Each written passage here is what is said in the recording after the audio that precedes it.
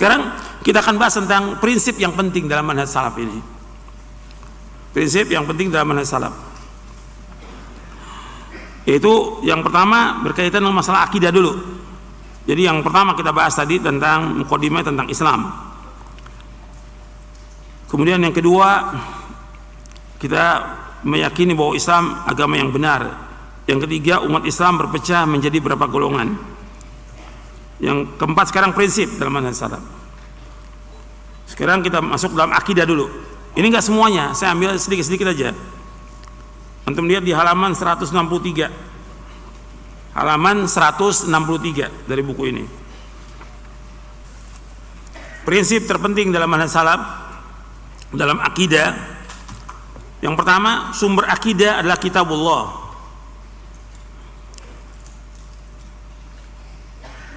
Sumber akidah kitabullah, Al-Quran, sunnah Rasulullah yang sahih dan ijma' salafus saleh. Dasarnya di sini disebutkan sumber juga dalam memahami akidah dalam manhaj salaf adalah hanya terbatas pada 3. Itu Al-Quran, As-Sunnah, dan ijma' salafus saleh. Akidah dalam agama Islam adalah perkara yang gaib, yaitu tidak dapat diketahui oleh panca indera, dan dia bersifat tauqifiyah, berdasarkan nas, dalil.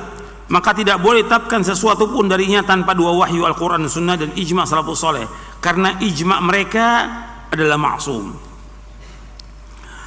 Dalilnya tentang wajib kita mengikuti Al-Quran, yaitu Allah berfirman dalam surah Al-A'raf di ayat 3 di sini, ittabi'u ma unzila ilaikum min rabbikum wa la tattabi'u min dunihi awliya qalilan ma tadhakkarun. Ikutilah apa yang turunkan kepadamu dari Rabbmu, dan janganlah kamu ikuti selain dia sebagai pemimpin, sedikit kali kamu mengambil pelajaran. Artinya disuruh mengikuti Al-Quran. Kemudian Allah juga berfirman dalam surah Al-Hasyr ayat 7, wa ma atakumur rasulu fakhudhu wa ma nahakum anhu fantahu wattaqullaha innallaha syadidul iqab. Apa aja yang datang kepada kamu dari Rasul kamu ambil, yang dilarang kamu tinggalkan. Bertakwalah kepada Allah karena Allah itu sangat keras siksanya. Allah juga berfirman di dalam surah An-Nisa di ayat 115, wa man yushaqiqir rasula min ba'di ma tabayyana lahul huda wa yattabi' ghaira sabilil mu'minin nuwallihi ma tawalla wa nuslihi jahannam wa sa'at masira. Dan barang siapa yang menentang Rasul sesudah jelas kebenaran baginya dan mengikuti jalan yang bukan jalan orang-orang mukmin, kami biarkan ia leluasa terhadap kesesatan yang telah dikuasainya itu, dan kami masukkan ia ke dalam neraka jahanam, dan jahanam itu seburuk-buruk tempat kembali.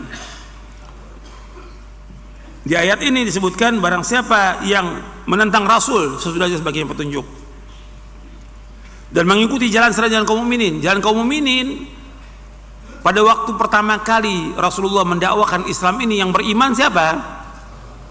Siapa? Para sahabat radhiyallahu anhum ajma'in. Mereka para sahabat, mereka yang beriman. Jadi kalau orang mengikuti jalannya kaum mukminin, jalannya para sahabat, dia tidak mengikuti jalan sahabat, tidak mengikuti fahmus salaf, manhajnya salaf. Mereka tidak mengikuti manhaj salaf. Kata Allah apa? Nuwallihi ma tawalla, kami palingkan kemana dia berpaling, kami biarkan dia sesat. Kemudian akibatnya lagi di akhirat, wa nuslihi jahannam, kami akan masukkan dia ke neraka jahanam, wa sa'at masira, dan neraka jahanam sejelek-jelek tempat kembali. Artinya orang kalau sudah menentang dari manhaj salaf, dia tidak mengikuti manhaj salaf, Allah sudah ancam. Ancamannya apa? Ancamannya apa di sini? Yang pertama di dunia apa? Di dunia apa ancamannya? Sesat. Orang yang tidak mengikuti manhaj salaf dia sesat. Yang kedua di akhirat apa? Wa nuslihi jahannam. Diancam mereka masuk neraka jahanam. Kalau sudah seperti ini, berarti wajib atau tidak mengikuti manhaj salaf? Wajib. Nas Al-Quran, ini dalil yang wajib kita ikuti. Jadi ayat ini menjelaskan bahwa Allah Ta'ala mengancam orang mengikuti selain jalan kaum mukminin, selain jalannya para sahabat, maka itu menunjukkan keharamannya. Artinya haram kita menyalahi para sahabat. Kita wajib mengikuti para sahabat, nggak boleh menyalahi. Kemudian tentang ijma'nya sahabat itu maksum, bahwa ijma'nya sahabat itu maksum, dasarnya hadits Nabi. Nabi bersabda SAW, untuk melihat di halaman 164 di bawah itu, Innallaha ta'ala qad ajara ummati min an tajtami' ala dhalalah. Sesungguhnya Allah Ta'ala telah melindungi umatku dari berkumpul atau bersepakat di atas kesesatan. Hadis ini hasan, diriwayatkan oleh Imam Ibnu Abi Asim dalam Kitabus Sunnah dari sahabat Ka'ab bin Asim al-Asy'ari, dan dihasankan oleh Syekh Albani dalam silsilah Ahadits as-Shahihah di juz yang ketiga. Jadi kesimpulannya bahwa akidah dibangun di atas penyerahan diri dan ittiba, itu berserah diri kepada Allah Ta'ala dan ittiba kepada Rasulullah SAW dan ijma' salafus saleh. Kata Imam Az-Zuhri yang wafat tahun 124 Hijriyah, beliau berkata, kata beliau, minallahi ar-risalah wa 'ala rasuli al-balaghu wa 'alaina at-taslim. Di sini saya nggak tuliskan apa bahasa Arabnya ada di halaman 190. Kata Imam Muhammad bin Syihab Az-Zuhri rahimahullah yang wafat tahun 124 Hijriah, beliau berkata, minallahi ar-risalah wa 'ala rasuli al-balagh wa 'alaina taslim. Risalah itu datang dari Allah Azza wa Jalla. Kewajiban Rasulullah SAW adalah menyampaikannya, dan kewajiban kita adalah taslim, menerimanya dengan sukarela. Ini riwayat ini sahih, dibawakan Imam Bukhari dalam sahihnya di Kitab Tauhid. Jadi risalah itu datang dari Allah. Kewajiban Rasul menyampaikan, dan banyak ayatnya, wa ma 'alar rasuli illal balagh. Nggak ada kewajiban Rasul kecuali menyampaikan. Tapi kewajiban kita apa? Taslim. Kita wajib menerima apa yang datang dari Quran dan Sunnah, kita wajib taslim. Sami'na wa ata'na. Dan ini penting ini. Dalam manhaj salaf itu kita diajarkan untuk taslim, untuk mendengar dan taat. Ini paling penting. Karena banyak orang itu dia masuk neraka disebabkan karena tidak taat kepada Allah dan Rasulnya. Meskipun dia mengatakan mengikuti manhaj salaf, tapi nggak taat kepada Allah Rasulnya, ya Allah nggak redho, Allah masukkan dia ke neraka. Karena umat Islam dijamin semuanya masuk surga, kecuali yang enggan. Siapa yang enggan? Yang tidak taat. Kata Nabi SAW, kullu ummati yadkhulunal jannah illa man aba. Qila wa man ya'ba Rasulullah? Qala man ata'ani dakhala jannah wa man asani faqad aba. Akhrajahul Bukhari. Kata Nabi, seluruh umatku masuk surga kecuali yang enggan. Siapa yang enggan? Rasulullah. Barang siapa yang taat kepadaku maka dia masuk surga. Barang siapa yang enggan maka dia nggak masuk surga.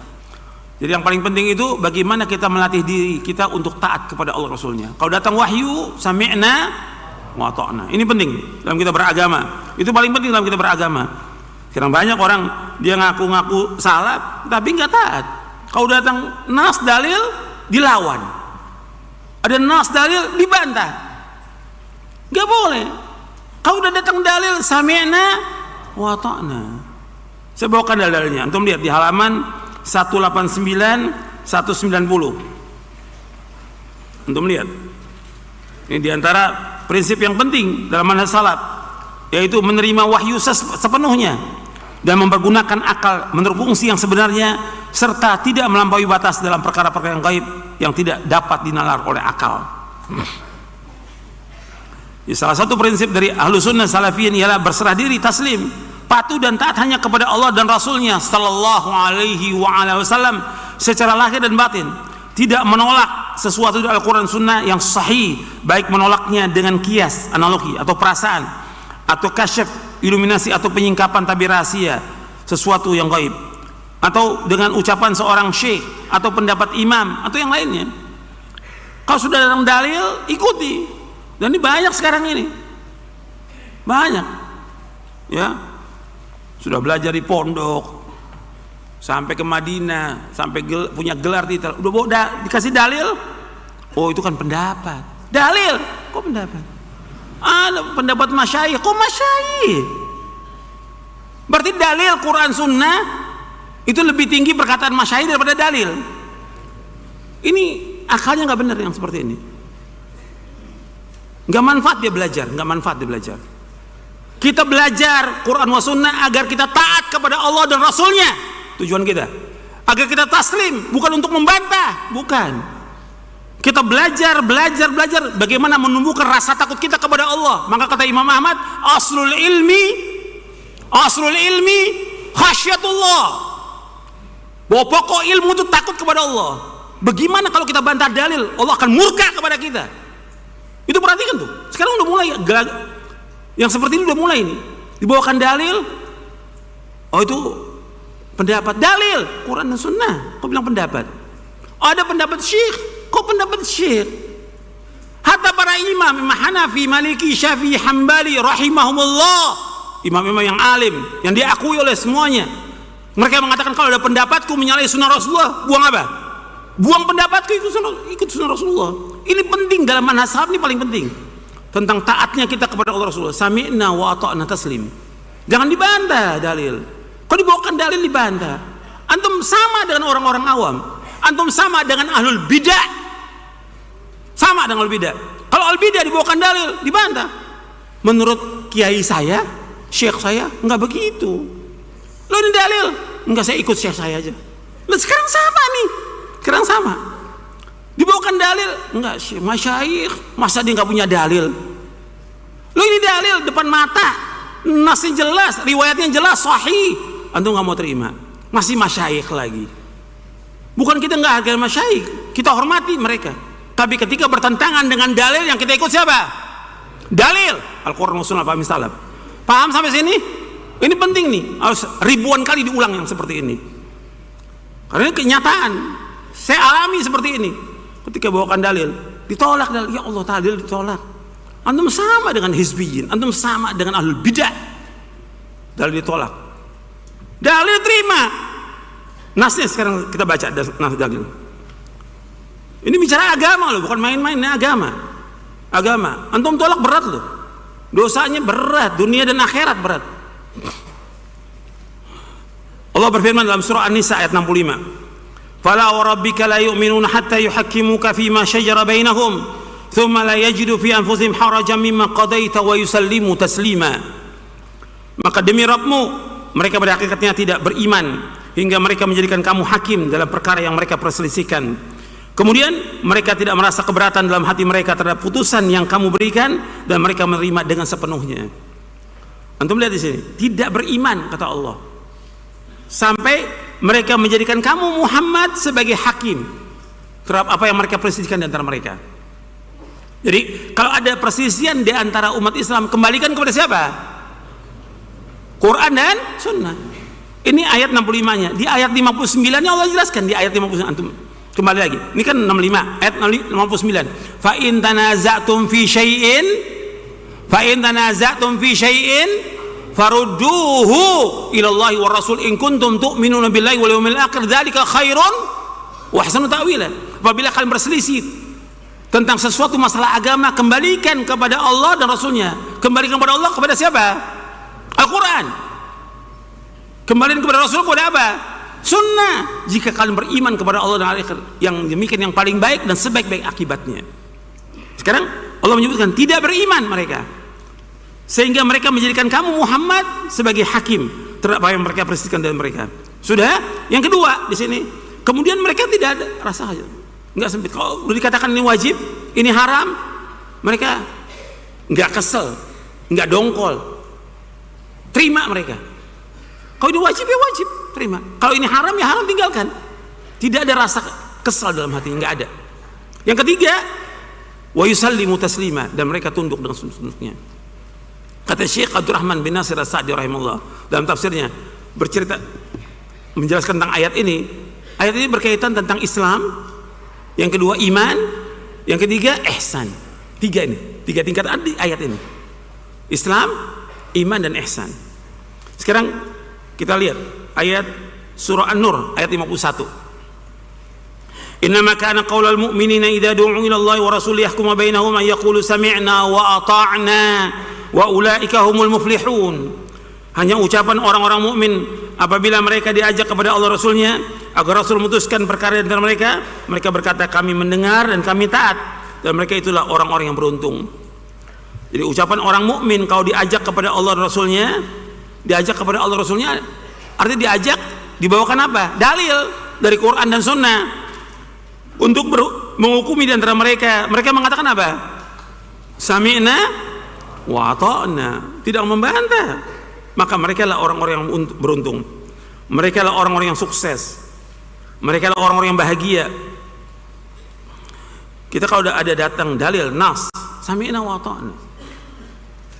Allah berfirman dalam surah Al-Ahzab, antum lihat lagi ayatnya, surah Al-Ahzab di ayat 36, wa ma kana lil mu'minin wala mu'minatin idza qada Allahu wa rasuluhu amran ay yakuna lahumul khiyaratu min amrihim wa may ya'sillahu wa rasulahu faqad dhalla dhalalan mubina.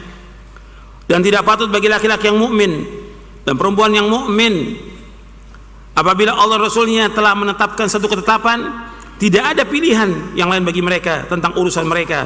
Dan barang siapa yang durhaka kepada Allah Rasulnya, maka sungguh dia telah tersesat dengan sesatan yang nyata. Ya, tidak patut bagi mukmin laki-laki, mukmin perempuan, kalau Allah sudah putuskan satu perkara, maka nggak boleh mereka pilih-pilih lagi. Sami'na wa ata'na. Jadi udah, kalau udah diputuskan bahwa ini wajib, ya jelas, laksanakan, jangan dibantah.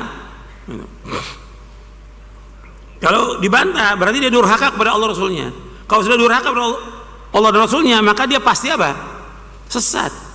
Saya ambil contoh umumnya, yang mudah aja. Sholat berjamaah bagi laki-laki wajib atau tidak? Wajib. Dalilnya? Dalil bahwa laki-laki wajib sholat di masjid. Dalilnya? Wa aqimus sholata wa atuz zakata warka'u ma'rakin. Surah Al-Baqarah ayat 43. Dirikanlah sholat, keluarkanlah zakat, dan rukuk bersama rukuk. Dinas. Allah perintahkan laki-laki berjamaah, wajib, nggak boleh tolak. Dan hadis banyak, lebih dari 10 hadis tentang perempuan pakai jilbab, wajib atau tidak? Wajib. Dasarnya, ya ayuhan nabi, qul azwajika wa nisa'il mu'minin yudnina 'alaina min jalabibihinna dzalika adna yu'rafna fala yu'dzaina wa kana Allahu ghafurur rahim. Dalam surah Al-Ahzab ayat 59. Artinya Allah memerintahkan wanita untuk pakai jilbab, wajib. Enggak pakai alasan lagi. Enggak ada alasan, enggak ada alasan. Ketika dia membantah, sesat. Ini contoh aja, 2. Masih banyak ribuan contoh. Jadi kalau udah Allah dan Rasulnya putuskan satu perkara, sami'na wa ata'na. Ini penting dalam kita beragama, penting. Makanya salafus saleh adalah orang yang paling sempurna akalnya. Antum lihat di halaman 190. Halaman 190. Salafus saleh adalah orang yang paling sempurna akalnya, sempurna pengetahuannya, sempurna pemahamannya. Mereka tidak pernah bertanya mengapa Allah Ta'ala memerintahkan begini. Nggak pernah nanya, kok kita disuruh begini? Nggak, sami'na wa ata'na. Mereka nggak pernah bertanya mengapa dilarang dari perbuatan ini, mengapa Allah takdirkan begini, kenapa Allah berbuat begini, bagaimana sifat Allah. Tidak pernah ada, tidak pernah seorang salaf bertanya dengan pertanyaan-pertanyaan seperti ini, karena mereka adalah orang-orang yang beriman dan sempurna ilmunya. Mereka datang dari Allah Ta'ala dan Rasulnya SAW. Mereka bersegera dalam melaksanakan perintah dan mereka menandiri apa yang dilarang. Dan ini diantara ciri para sahabat itu, mereka segera kalau udah panggilan Allah dan Rasulnya segera. Jadi nggak nolak, nggak bantah, nggak ini. Kalau sekarang kan bantah. Kalau udah dalil dibantah, jangan dibantah dalil. Quran dan Sunnah dibantah. Jangan dilawan Quran dan Sunnah dengan perasaan. Jangan dilawan dengan ra'yu. Jangan dilawan dengan perkataan ulama. Jangan. Yang harus kita junjung tinggi, yang paling tinggi adalah apa? Wahyu, Al-Quran dan Sunnah. Itu paling tinggi sudah. Makanya dikatakan oleh Imam Ibnu Jauzi di dalam kitabnya Saidul Khatir, al-ilmu aslul a'zam, aslul akbar. Ilmu itu paling besar, sudah paling tinggi. Semua rendah, hatta ulama semua rendah. Yang paling tinggi itu ilmu. Maksudnya ilmu di sini apa? Ilmu syar'i. Maksudnya apa? Wahyu, Quran dan Sunnah paling tinggi. Yang wajib kita muliakan wahyu. Yang wajib kita berpegang teguh dengan wahyu, bukan dengan perkataan ulama, bukan.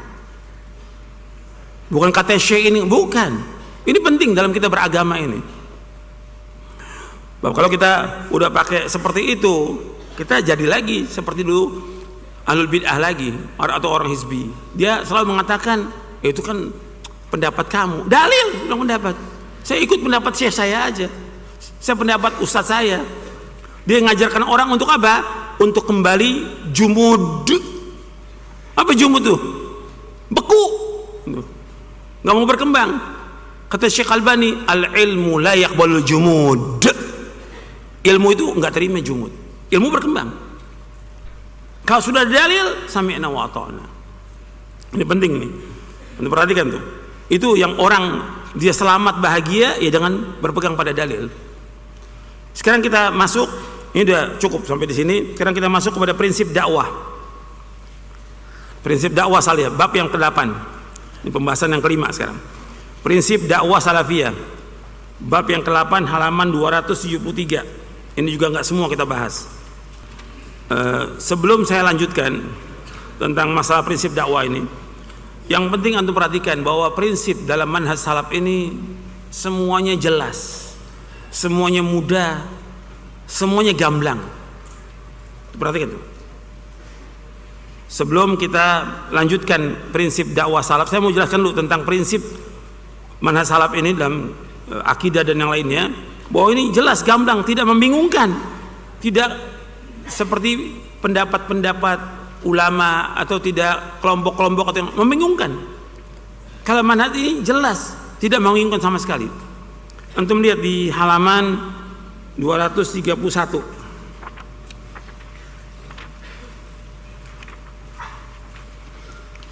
Tentang karakteristik manhaj salaf sebelum kita masuk kepada prinsip dakwah. Yaitu di bab yang ke-6. Kita kan nanti mau bahas bab yang ke-8 nih, yang ke-6 dulu.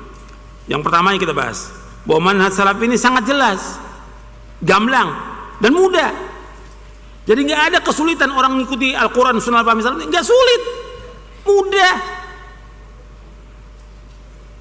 gamblang, jelas semuanya. Nggak ada yang menyulitkan sama sekali, nggak ada. Karena nggak mungkin Allah turunkan agama yang akan menyusahkan manusia, menyulitkan manusia, nggak mungkin, mustahil. Seluruh agama Islam isinya semuanya mudah. Makanya Nabi bersabda dalam hadis yang sahih Imam Bukhari, inna hadza dina yusrun. Sungguh agama Islam ini mudah. Mudah. Dan Allah menghendaki kepada kita apa? Kemudahan. Yuridullahu bikumul yusra wa la yuridu bikumul usra. Allah menghendaki kepada kalian kemudahan dan tidak menghendaki kesulitan. Mudah. Agama Islam ini mudah. Jadi manhaj salaf ini jelas, gamblang dan mudah. Salafiyah maksudnya agama Islam dengan kesempurnaan dan keumumannya. Antum lihat halaman 231, halaman 231. Salafiyah maksudnya Islam dengan kesempurnaan dan keumumannya, yakni Islam yang dibersihkan, disaring dari pengaruh-pengaruh budaya klasik dan warisan-warisan dari banyak kelompok dan sekte yang dimasukkan ke dalam Islam. Jadi salafiyah adalah Islam dengan kesempurnaan dan keumumannya, yakni Islam yang berdasarkan Al-Quran dan Sunnah menurut pemahaman salaf yang terpuji. Nabi SAW menjelaskan bahwa Islam adalah ajaran yang putih bersih. Beliau SAW bersabda, inni qad taraktukum ala mithlil bayda lailuha kanahariha la yazigu anha ba'di illa halik. Sungguh aku tinggalkan kalian di atas Islam yang putih bersih, malamnya seperti siangnya. Tidaklah berpaling dari Islam yang putih bersih ini sepertinggalku melainkan akan rusak binasa. Hadis ini sahih diriwayatkan oleh Imam Ibnu Abi Asim dalam kitabnya Sunnah dan juga Ibnu Majah dari sahabat Irbad bin Sariyah radhiyallahu an. Artinya Nabi meninggalkan Islam ini putih bersih, malamnya seperti siangnya. Tidak ada yang berpaling dari putih bersih melainkan binasa. Kalau diumpamakan Islam ini putih bersih, ya. Nggak ada kesyirikan, nggak ada bercak syirik, nggak ada bercak bid'ah, tidak ada khurafat, nggak ada yang lain, bersih. Kemudian wafatnya Rasulullah SAW mulai timbul itu, mulai ada bercak-bercak lagi bid'ah, ada khawarij, ada pemahaman-pemahaman sesat, ada kesyirikan segala macam. Ini yang mengotori, gitu. Ini semua mengotori. Makanya ketika Nabi menyebutkan tidaklah berpaling dari yang putih bersih ini, melainkan dia akan binasa. Jadi yang harus dibersihkan yang mana? Coba, ini Nabi tinggalkan Islam ini putih bersih. Setelah Nabi wafat, itu mulai di dalam agama Islam ini ada tambahan-tambahan, ada syirik, ada bid'ah, ada khurafat, ada aliran, ada pemahaman. Ya, Nabi menyebutkan ketika orang itu berpaling dari yang putih bersih, dia pasti binasa. Iya. Berarti kita harus berjalan di mana? Di atas yang udah rusak ini atau yang bersih? Berarti yang perlu dibersihkan yang mana? Yang perlu dibersihkan yang mana? Yang bercak-bercak ini harus bersihkan. Dengan apa membersihkannya? Dicuci? Dengan apa membersihkannya? Dengan dakwah. Al-Quran wa sunnah al-fahmi salaf. Dengan dakwah. Kita harus dakwah terus, nggak boleh berhenti. Nah, ini perhatikan. Kalau setan nih, kita bicara soal setan, karena banyak benar setan ini. Kalau setan, dia bukan yang bercak ini yang mau dibersihkan. Dia mau hancurkan yang mana? Yang putih bersih. Ini namanya cara-cara setan. Gitu. Jadi yang mau dihancurkan yang putih bersih. Jadi orang yang mengajak Quran wa sunnah ala fahmi salaf ini yang mau dihancurkan oleh mereka. Paham gak sampai sini? Hah? Paham, bener? Alhamdulillah. Jadi antum jangan mengang-bengong. Mereka ini terus bagaimana menghancurkan dakwah yang hak ini dengan berbagai cara. Ini Rasulullah, taraktukum ala mithlil bayda lailuha kanahariha la yazigu anna ba'di la halik. Aku tinggalkan Islam putih bersih. Yang membuat kotor itu ya syirik. Yang bikin kotor Islam itu bid'ah. Yang bikin kotor Islam itu syirik. Yang bikin kotor Islam itu bid'ah. Yang bikin kotor Islam itu khurafat. Yang bikin kotor Islam itu firqah-firqah yang sesat. Berarti yang mesti dibersihkan yang mana? Ya ini yang semuanya. Dengan apa? Dengan dakwah. Nah, setan nggak mau. Bagaimana yang putih bersih ini yang dihancurkan oleh setan? Dengan berbagai cara. Paham ya? Sampai sini paham ya? Jangan ngangguk-ngangguk aja. Allahumma sholli wa sallim wa barik. Jadi terus tuh, makanya mereka Wahabi sesat. Ini dari setan. Ini dari mana? Dari setan. Wahabi sesat, Wahabi intoleran, ekstrim, apa macam-macam sudah, teroris. Ini yang mereka menghancurkan yang putih bersih ini. Karena tugas setan bagaimana menghancurkan agama Islam. Ah, setan punya pengikut namanya Hizbus Syaiton. Golongan setan. Nah, itu. Punya pengikutnya dan mereka gencar. Dengan apa? Dengan yang tadi saya sebutkan dalam surah Al-Anfal ayat 36. Dengan uangnya mereka terus menginfakkan hartanya untuk liyasuddu an sabilillah. Untuk mencegah manusia dari jalan Allah. Apa kita berhenti? Jalan terus. Masjid ditutup, jalan terus. Masjid nggak boleh bangun, dakwah jalan terus. Jangan berhenti dakwah. Dakwah jalan selama langit dan bumi sampai kita diwafatkan oleh Allah. Paham sampai sini? Alhamdulillah. Sekarang kita masuk prinsip dakwah salafiyah. Alhamdulillah, kalau paham alhamdulillah. Saya takut antum datang dari tempat yang jauh nggak paham, cuma bengang, bengong, nunduk. La ilaha illallah.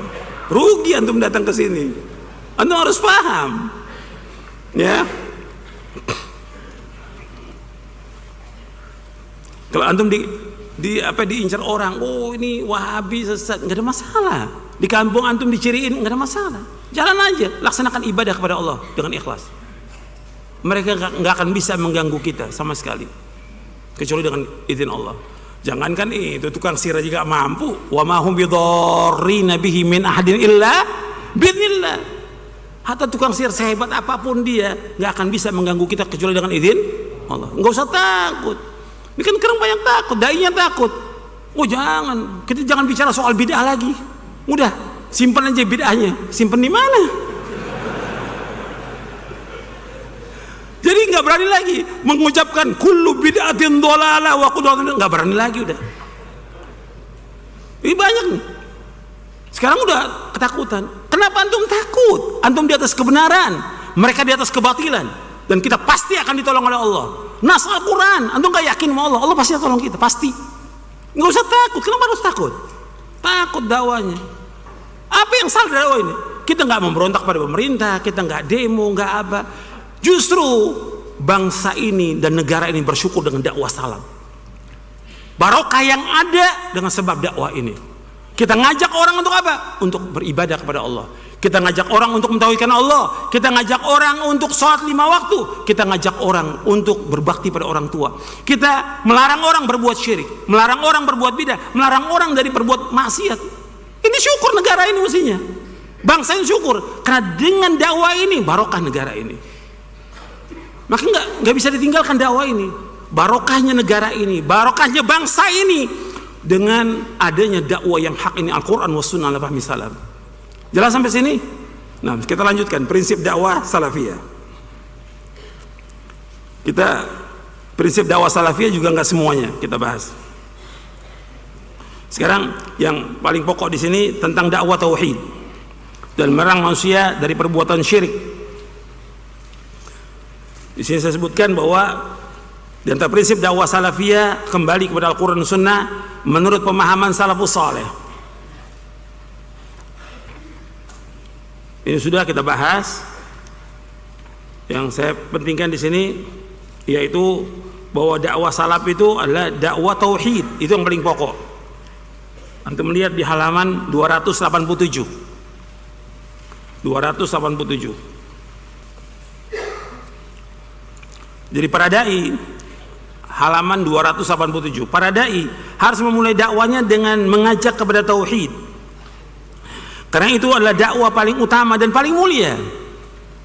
Dakwah tauhid berarti mengajak kepada derajat keimanan yang paling tinggi. Hal ini sebagaimana sabda Rasulullah SAW, al-imanu bid'un wa sab'una aw bid'un wa sittuna syu'batan fa afdaluha qawlu la ilaha illallah wa adnaha imatatul adha 'anit tariq wal haya'u syu'batun minal iman. Iman memiliki lebih dari 70 cabang atau lebih dari 60 cabang. Cabang yang paling tinggi adalah perkataan la ilaha illallah. Yang paling rendah adalah menyingkirkan duri, rintangan dari jalan, dan malu adalah satu cabang dari iman. Hadis ini sahih Bukhari, Muslim dan lainnya dari sahabat Abu Hurairah radhiyallahu anhu. Anda perhatikan di sini bahwa yang paling pokok di sini adalah tauhid. Kata Imam An-Nawawi rahimahullah, Nabi SAW telah mengingatkan bahwasanya cabang-cabang keimanan lainnya tidak akan sah dan tidak diterima kecuali setelah sahnya cabang yang paling utama. Apa cabang paling utama? Tauhid. Justru dakwah itu yang paling penting. Dakwah apa? Tauhid, tauhid, tauhid. Gitu. Jangan yang lain. Dakwah. Ini dakwah ini udah banyak yang menyimpang. Udah menyimpang dari mana salaf dakwah yang ada sekarang ini. Maksudnya antum terus dakwah. Semuanya dai-dai salaf harus dakwah tauhid, larang orang berbuat syirik, dan nggak boleh berhenti sampai diwafatkan oleh Allah Taala. Bukan berarti yang lain nggak dakwakan, tetap kita bahas tentang masalah wudu, masalah sholat, masalah muamalah, tetap dibahas. Tapi yang paling pokok siang malam kita dakwakan dakwah tauhid. Antum lihat lagi di halaman yang tadi. Berdasarkan apa yang disebutkan di atas, maka semua gerakan dakwah, antum perhatikan, berdasarkan apa yang disebutkan di atas, maka semua gerakan dakwah yang berdiri tegak di atas dakwaan dan simbol islah perbaikan, namun tidak memfokuskan perhatian dan tidak bertolak dari upaya perbaikan tauhid, tentunya akan terjadi penyelewengan dan penyimpangan sesuai dengan kejauhan dari pokok yang sangat penting. Sebagaimana perbuatan orang-orang itu telah menghabiskan umur mereka dengan memperbaiki muamalah antar manusia, namun muamalah mereka terhadap Allah atau akidah mereka terhadap Allah menyimpang jauh dari petunjuk salafus saleh. Sama halnya dengan mereka yang telah menghabiskan umurnya dalam upaya menempati dan menduduki sistem pemerintahan dengan harapan akan mampu mengadakan perbaikan pada manusia melalui jalur tersebut, atau dengan mengerjakan berbagai kegiatan politik untuk mengejar dan meraih kekuasaan. Namun demikian mereka tidak menaruh perhatian untuk memperbaiki kerusakan akidah mereka dan kerusakan akidah orang-orang yang menjadi objek dakwah mereka. Ini ada nggak yang seperti ini? Yang aku salaf ada nggak? Ada. Lagi ditungguin sama dia tahun 2024. mulai sekarang gencar nih, gimana nih politik? Nggak ada salaf, nggak ada dakwah politik, nggak ada. Ini dakwah yang mereka ingin kejar ini dakwah hizbiyah, bukan dakwah salaf. Itu udah mulai bikin kelompok-kelompok deh. Untuk tahun 2000 berapa?